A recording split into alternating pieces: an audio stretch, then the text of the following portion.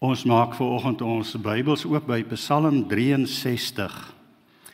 En in die voorafsang is daar heelwat van die temas wat in hierdie Psalm na vore kom, het ons ook reeds in ons lied aangesny.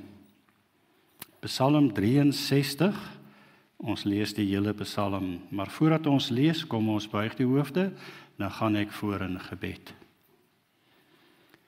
Here onse God,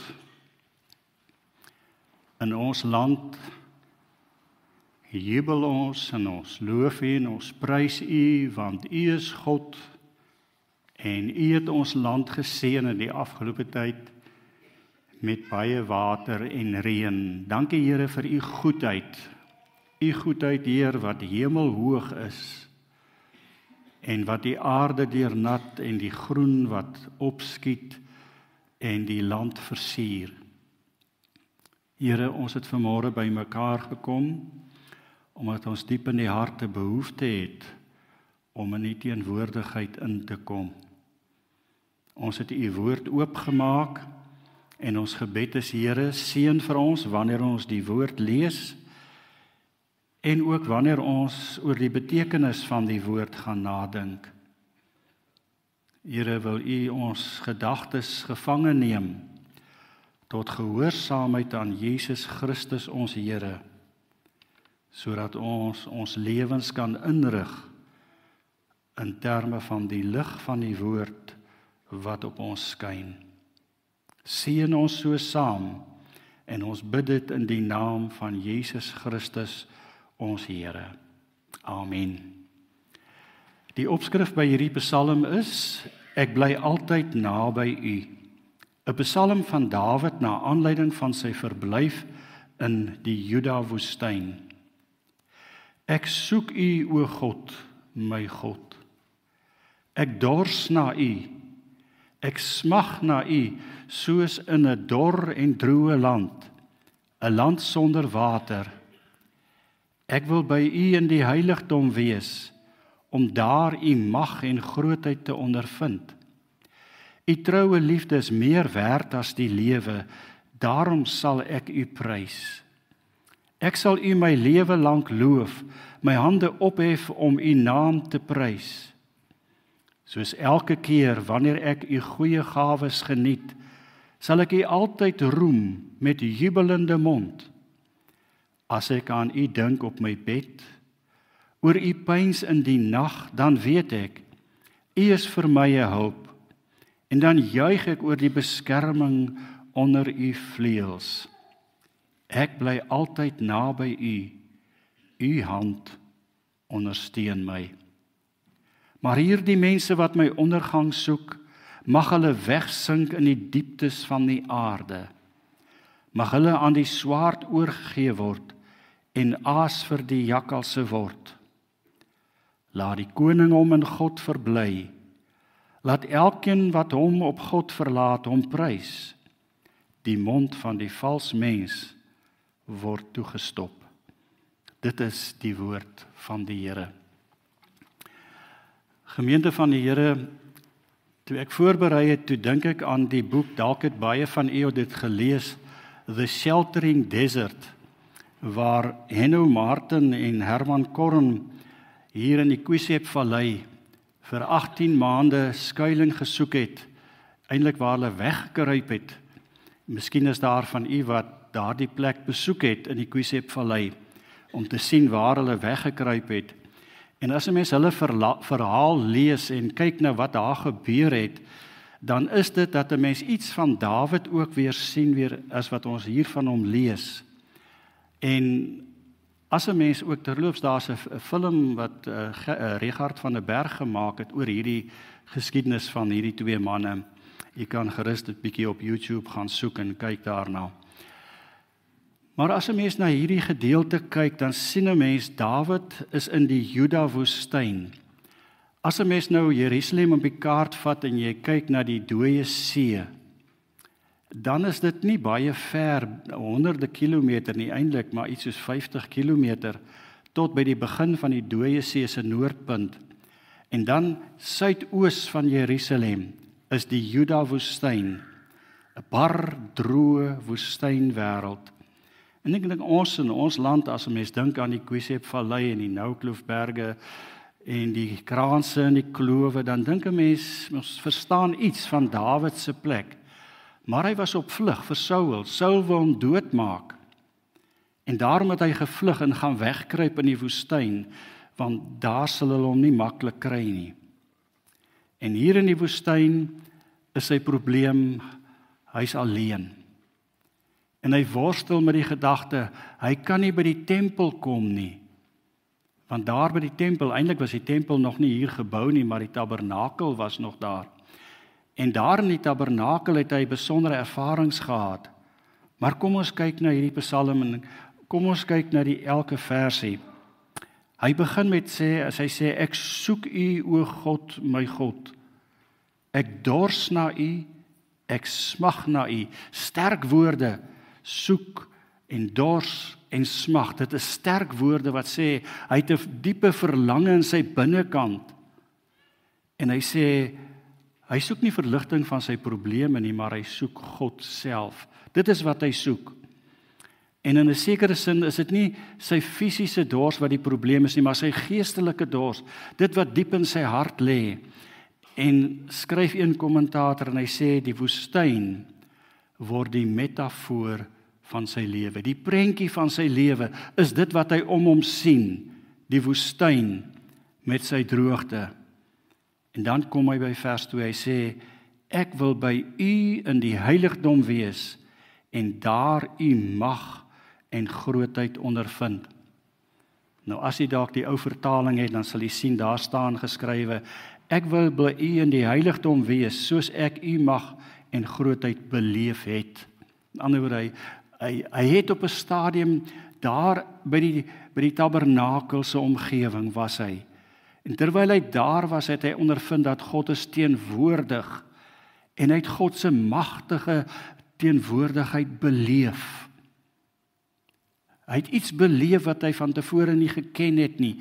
Daar het hy God beleef. En hy sê, hy is die lewende water vir my siel, vir my binnekant is dit lewende water wat ek daar ervaar het.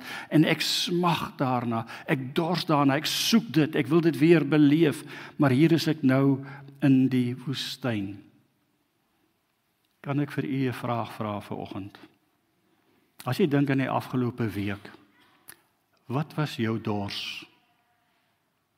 Wat was dit waarmee jy jou gedagtes besig gehou het? Wat was dit wat jy gesoek het? Wat was dit wat 'n groot hongerte in jou binnekant los?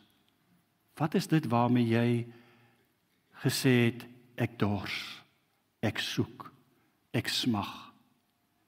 Elkeen van ons sal 'n eie verhaal kan vertel wat dit is. Dit kan geld wees, dit kan erkenning wees, dit kan wees dat ons mense soek wat ons kan help met ons probleem. En dan dink ek aan Psalm 146 vers 3 tot 5 waar hy sê, vertrou nie op prinse, op die mensekind by wie geen heil is nie. Sy gees gaan uit, hy keer terug na die aarde toe, op daardie dag is dit klaar met sy planne. Die psalmdigter het daar gesê, as jy na mense kyk en sê, maar ek is afhanklik van mense om my ding vir my te doen. Hy sê, dit sal nie help nie. En dan dink ons aan Jesus in die bergrede waar hy gesê het, Matteus 5 vers 6, geseënd is die wat honger en dors na wat reg is, want hulle sal versadig word. Daardie dieper dors, daardie groot vraag in jou binnekant, wat is dit vir oggend? Wat is dit wat jou besig hou die afgelope week? En jy het hier vanmôre kom sit met 'n vraag in jou hart, met 'n diepe worsteling. Dalk is dit siekte, dalk is dit finansies, dalk is dit eensaamheid. Wat is dit wat vanmôre in jou hart daardie vraagteken is? En dan kom Dawid en dan sê hy vers 3, so het ek u in die heiligdom aanskou, om u sterkte en u heerlikheid te sien. Hy onthou dit. Hy dink aan daardie ervaring wat hy gehad het, daar by die tabernakel. En nou sit hy hier in die woestyn, ver van daardie tabernakel af. En hy smag daarna. En dan kom, broers en susters, vers 4, 'n baie besondere vers. U troue liefde is meer werd as die lewe, daarom sal ek u prys. Die Hebreëse woord vir u troue liefde is in die ou vertaling vertaal met goedertierenheid. As jy ooit gewonder het wat dit beteken, ek dink die kinders vandag sal nie verstaan wat dit beteken nie, maar die woordjie gesed, die Hebreëse woordjie, beteken die volgehoue verbondsliefde van God wat hy vir sy kinders het. Die volgehoue verbondsliefde van God wat hy vir ons het. Wat beteken sy verbondsliefde? Beteken dit wat hy daar by Abraham gedoen het, toe Abraham die stukke vleis teenoor mekaar gesit het, het God 'n verbond gesluit en self tussen daardie stukke vleis deurbeweeg. En het hy 'n verbond gesluit en gesê, ek sal jou God wees. En jy moet my volk wees. Ek sal jou God wees. Dis wat God vir ons gesê het, die dag toe ons gedoop is. Daardie dag, ons weet, kan dit nie onthou nie. Party was dit ook al groot toe jy belydenis van geloof afgelê en gedoop is. Maar daardie dag het God self vanuit die hemel voor 'n getuies van in die kerk was daardie dag gesê, ek sal jou God wees, jou naam is uitgeroep, jy's myne. En daardie volgehoue verbondsliefde van God, sê Dawid as hy daaroor dink, is meer werd as die lewe. Die verbondsliefde van God gaan verby die lewe. Dis die hoogste wat 'n mens kan ervaar in jou lewe. Dat God vir ons wil sê, nou is dis Dawid daar in die woestyn, sê hy, Here, u volgehoue verbondsliefde vir my is meer werd as die lewe. Nou ek en jy ken net die lewe. Maar daardie volgehoue verbondsliefde van God, maak nie saak wat jou vraag is nie. God beloof dit. Hy het by homself gesweer, ek sal jou God wees, waar jy ook gaan. Ook hier in die woestyn, as Dawid daaroor nadink, hy sê, daarom sal ek u prys. Ons het net nou gesing, Psalm 42, soos 'n wildsbok smag na waterstrome, so smag ek na u. Ek dors na God, na die lewende God. Wanneer sal ek gaan en voor hom verskyn? Daardie honger wat 'n mens beleef. As jy weet, God het hierdie volgehoue verbondsliefde vir ons gegee. Hy het ons so lief. En daar waar ons is met ons behoefte, vra weer, wat is jou diepste dors vanoggend? Wat is dit wat diep in jou binnekant lê, waarna jy soek? Wat is dit? Nou kom die antwoord, en dan kom Dawid in die tweede deel van die Psalm van vers 5 tot by vers 9. Dan sê hy, ek sal u my lewe lank loof, my hande ophef om u naam te prys. Here, hier in die woestyn, waar ek u mis, sal ek in geloof vir u loof en prys. 'n geloof, Augustinus, ek lees die week so 'n mooi stukkie van Augustinus waar hy sê, wat is geloof? Hy sê geloof is om die onsigbare te sien en die beloning vir geloof is om die onsigbare raak te sien. Geloof beteken jy kan dit nie sien nie, maar jy sien dit want dit is God se belofte. En God se belofte is 'n werklikheid. Soos Abraham, terwyl hy daar rondgeswerf het, daar by Egipte en in Palestina, waar die beloofde land waar hy kort as vreemdeling gebly het, sê Hebreërs, het hy kommentaar, dan sê hy daar geleef, want hy die onsigbare stad wat God oprig, het hy raak gesien. Dit is geloof, om die onsigbare te sien. En daarom sê Dawid, as hy dan nou skryf, dan sê hy sê, Ek sal U my lewe lank loof, my hande ophef om U naam te prys. Here, ek sal U loof en prys. Wat beteken dit? Wat beteken dit om die Here te loof? Beteken die woordjie eer in die Ou Testament beteken dit wat gewig het. En as jy die Here loof, dan gee jy vir hom in woorde, probeer jy die gewig wat hy werd is, wat hy weeg, vir hom te sê, Here, ek wil vir U iets gee wat die moeite werd is, wat aanpas by die gewig wat U het. Om die Here te loof, beteken dat jy geloofsvreugde het. En dan kom ons by vers 6, en ons hier in Namibië sal vers 6 baie goed verstaan. Kom ons lees dit. Soos elke keer wanneer ek U goeie gawes geniet. Kom ons stop net eers daar. Elke keer wanneer ek U goeie gawes geniet. Weet jy wat staan in die oorspronklik? En jy sal nou glimlag as jy hoor dit hoor. Hy sê, wanneer ek murg geniet. Murgbene, u ken dit. En vettigheid. Soos elke keer wanneer ek byvoorbeeld 'n stukkie vleis bestel met lekker vettigheid aan en ek vra ook murgbene daarmee saam.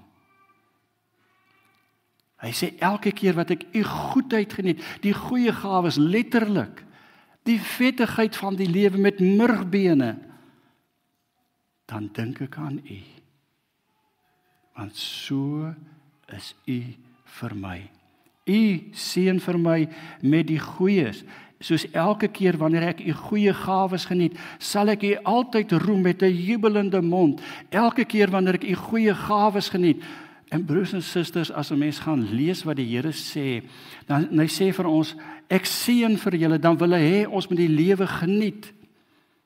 Daar in Deuteronomium 26, as die Here praat oor die eerstelinge van die oes, dan sluit hy hoofstuk 26 af in Deuteronomium, dan sê hy sê, wanneer julle in die land kom, moet julle die lewe geniet, saam met almal wat saam met jou is. Die Here wil hê dat ons die lewe moet geniet, en hy gee vir ons goeie gawes. En broers en susters, geniet die lewe. Geniet dit, ons hoef nie sleg te voel, as die Here vir ons seën met goeie gawes nie. En wanneer ons dit geniet, kyk op en sê, dankie Here, ek loof U, ek prys U, want U is 'n wonderlike God. Soos elke keer wanneer ek U goeie gawes geniet, sal ek U altyd roem met 'n jubelende mond. En dan kom ons by vers 7. Wat sê vers 7? As ek aan U dink op my bed, oor U pyns in die nag, dan weet ek. Ek weet nie of dit deel van die ouderdom is nie, maar snaaks toe mens ouer word, dan word jy 3 uur in die oggend wakker. En dan lê jy wakker tot 5 uur toe. Hoe voel jy daaroor as jy dit beleef? Hoe voel jy? Voel jy ontsteld? Hoekom is ek dan nou weer wakker? Ek wil slaap.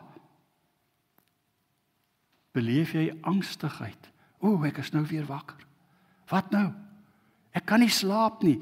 Nou, het jy spanning daaroor? Dawid sê, hy sê, as ek aan U dink op my bed, oor U pyns in die nag, dan weet ek. Hy sê, dis 'n oomblik van 'n ontmoeting met God. As jy wakker lê, is dit 'n ontmoeting met God. Dankie Here, ek is wakker. Ek is in U teenwoordigheid. Dankie Here. Ek weet U goedheid vou my toe in hierdie oomblik. Ek hoef nie angstig rond te kyk en spanningsvol op te staan en rond te loop in die huis nie. Ek kan rustig wees en dit geniet om in God se teenwoordigheid te wees sonder 'n inkopieslysie. Sonder om iets te vra van God, maar net by God te gaan stil word, sê Here, U is nou hier waar ek op my bed lê en wakker is en nie kan slaap nie. Here, ek onthou U goedheid. Dan weet ek, sê hy, U is vir my 'n hulp, en dan juig ek oor die beskerming onder U vleuels. U is vir my 'n hulp. Here, U het vir my gehelp. In die woorde van Psalm 40, U het my opgetel daar uit die modderige, slijmerige put, en vir my opgetel en my op 'n rots geplaas en 'n nuwe lied in my mond gegee. Here, dan weet ek, U is my hulp.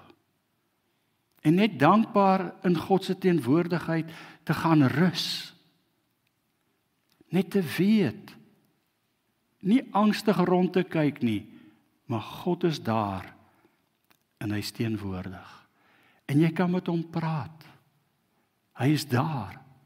Jy kan jou gedagtes met hom gaan wissel, wat ook al op jou hart lê in daardie tyd. Maar geniet dit om in God se teenwoordigheid te wees. Dis 'n voorreg. Dis 'n voorreg.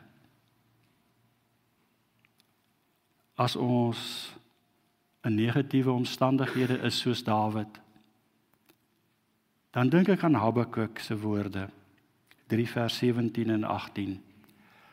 Al sou die vyeboom nie bot nie, en daar geen druiwe aan die wingerde wees nie, al sou die olyfoes misluk en die lande geen oes lewer nie, al sou daar geen kleinvee in die kampe meer wees nie, en die beeskrale sonder beeste wees, as ek in 'n woestynsituasie is. Vers 18. Nogtans sal ek in die Here jubel, sal ek juig in God my redder. Die Here my God gee vir my krag.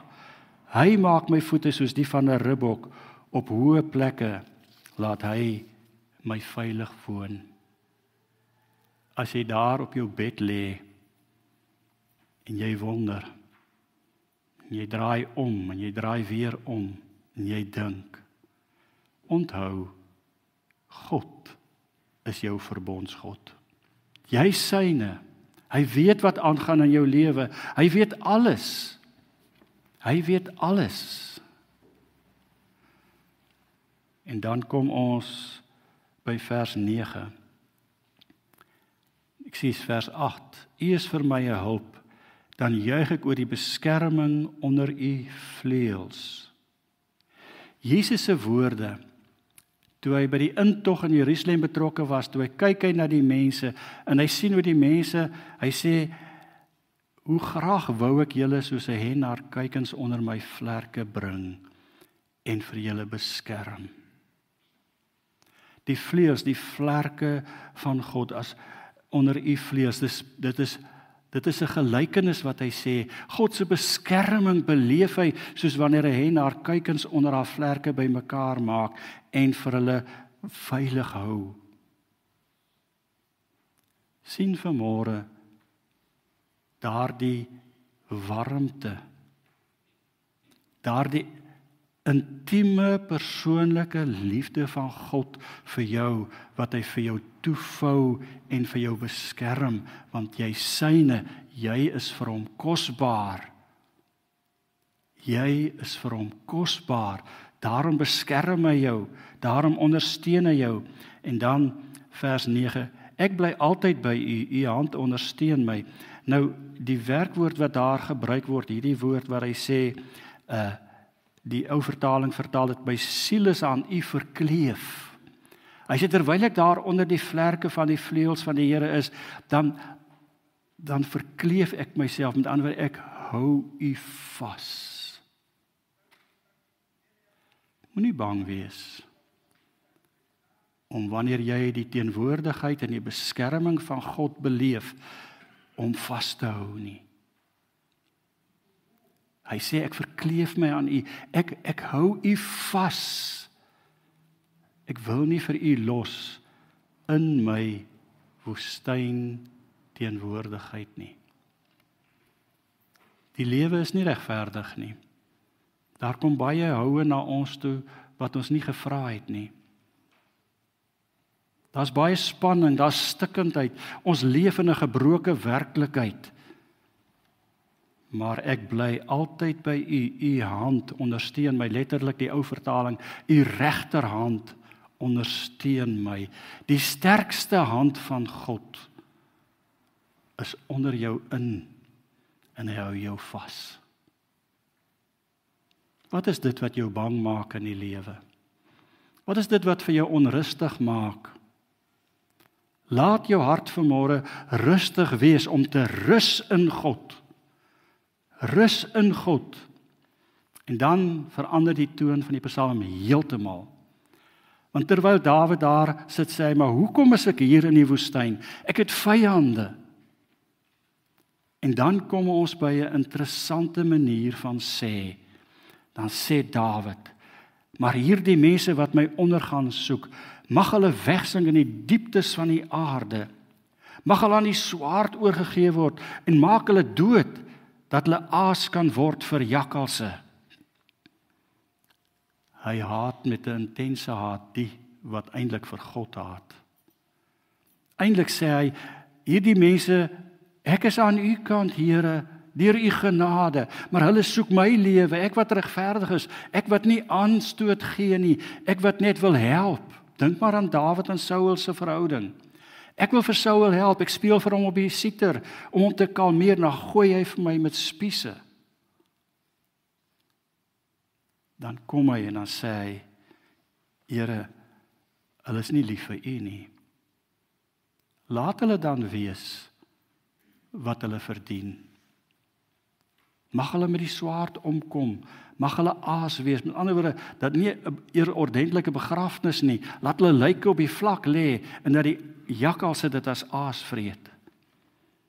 En dan is dit, hy onderbreek hom weer self, want hy is bewus van God. Hy is bewus van God, en dan sê hy, laat die koning hom in God verbly, laat elkeen wat hom op God verlaat, hom prys. Jy sien, dis weer terug na, wanneer jy oor God dink, dan sien jy 'n liefdevolle Vader, wat vir jou gemaak het. Jy's uniek. Elkeen van ons uniek. 'n vingerafdrukmerk van God. Daar's nie nog een soos jy nie. En God het vir jou lief. Hy het vir jou gemerk. Hy sê, jy's myne. En dan sê hy, eer my. Loof die Here, o my siel. Alles wat binne in my sy heilige naam.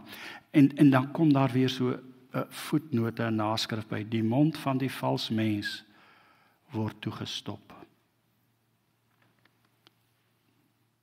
Gemeente van die Here, wat is vanmôre jou diepste dors? Wat soek jy in die lewe? Wat is dit wat jy vra, terwyl ons in 'n woestyn is, hierdie onderaardse lewe, met al sy stikkende mense, stikkende wêrelde, stryd, droogtes, hongersnood, oorlog, politieke stryd. Wat maak jou onrustig vanmôre? Kom na die Here toe. Kom na die Here Jesus toe. Ek wil vanmôre afsluit met 'n gedeelte in Johannes 7. Nou die geleentheid wat hier beskryf word, is waar die priester in die tempel staan met 'n kruik water. En dan vat hy die kruik water en dan gooi hy dit uit voor die volk en dan sê hy, Here, soos wat ek hierdie water uitgooi uit die kruik uit, so gooi ons onsself uit vir U. Ons gee onsself volledig vir U. En hy gooi dit so uit. En dan staan Jesus by en dan kyk hy. En dan staan in Johannes 7 vers 37. Op die laaste dag, die groot dag van die Hittefees, het Jesus daar gestaan en uitgeroep, as iemand dors het, laat hy na my toe kom en drink. Met die een wat in my glo, is dit soos die skrif sê, strome van lewende water sal uit sy binneste vloei. Die gemeente is bymekaar, daar in die tempel, en die priester gooi as teken van die volk se oorgegewenheid, gooi hy uit. Het jy al jouself leeggemaak voor God? Want dit is wat die Here Jesus sê, kom na my toe as jy dors het, en dan sal ek in jou binnekant 'n fontein gee wat verander tot seën sal wees. Wat is dit vanmôre wat in jou lewe aan die gang is? Wat is jou verhouding met God? En dan sê Jesus, as iemand dors het, laat hom na my toe kom en drink. Word versadig met dit wat saak maak. Die lewende water, Jesus Christus self. Nie iets nie. Nie dit of dat nie, maar hy, die lewende Jesus. Wat saak maak, is hierdie lewende verhouding met die Here Jesus, waarin die loflied, die vrug van ons lippe, hom bereik, en voortdurend na hom toe gaan, dat hom eer vir dit en vir wie hy is. Ek sê, dit is 'n teken van volle oorgawe. Kom ons kyk na ons lewenshuis, en ons sê vir mekaar, hoe lyk jou lewenshuis vanmôre? Nou weet ons huis het mos ook 'n pakkamertjie, of 'n plek waar jy al die goeders bære en die deur toemaak. Maar is ons vanmôre bereid om daardie sleutels van ons huis te sê, Here, hier is alles. Gaan maar ook in die pakkamer in en ruim op. Is ek bereid? Want dit is waaroor dit vir Dawid gaan.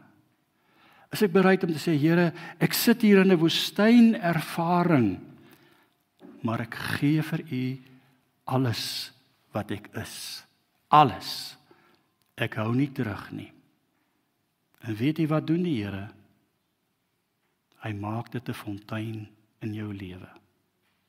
Mag die Here vir elkeen van ons so vervul met sy goedheid, met sy volgehoue verbondsliefde, dat ons vir hulle wat saam met ons deur die lewe beweeg, ook kan iets hê om te deel wat vir hulle kan help. Amen. Kom ons bid. Here onse God en hemelse Vader, ons buig in aanbidding voor U. Dankie vir die uitnodiging wat ons het, dat Jesus ons uitnooi om te kom met ons lewensbeker en dit leeg te maak vir U, en dat U dit vir ons sal vul met wat U vir ons wil gee. Here, ons sien vir Dawid daar in die woestyn, tussen daai berge en klowe, dorre, barre wêreld. Maar dan sien ons vir hom hoe sy oë glinster as hy opkyk in die hemel en vir U loof en prys, ten spyte van die woestyn waarin hy wegkruip. Ten spyte van die woestyn en vyande wat hom wil doodmaak. Here, ons kom vanmôre na U toe, net soos wat ons is. Ons wil vir U kom sê, Here, hier is ons. Vul ons lewens met dit wat U vir ons wil gee. En laat dit wees 'n loflied wat opklink tot in die hemel voor U troon. Ons Vader, ons wil vanoggend kom dankie sê. Dankie sê vir ons land Namibië en sy mense. Ons bid vir hulle wat as leiers aangestel is en in plek gestel is. Almal wat in 'n posisie van gesag is, dat hulle so sal regeer, dat ons vrede sal hê, sodat hierdie evangelie verder uitgedra kan word, en U koninkryk so kan kom, U naam so geheilig kan word, en U wil so kan geskied. Dankie Heer vir die reën. Ons loof U, ons prys U, vir die berigte van seën, wat ons kan hoor, selfs van Hardapdam, wat so nog steeds invloei beleef. Ons dank U daarvoor. Ons bid ook nog steeds, Here, vir plase waar boere die hand bo die oog hou om te kyk na die wolke, maar dieper te kyk en afhanklik van U is. En daarom bid ons, Here, dat U reën sal gee, dat daar uitkom kan wees vir elke mens en elke dier. Ons bid, Here, dat ons in hierdie land vir U sal loof en prys en eer, en so sal lewe, dat U naam verheerlik kan word. Ons bid ook vir die kerk. Dankie vir ons kerk, wat in hierdie week wat verby is by die synode, daardie besluite kon neem. Ons eer U daarvoor.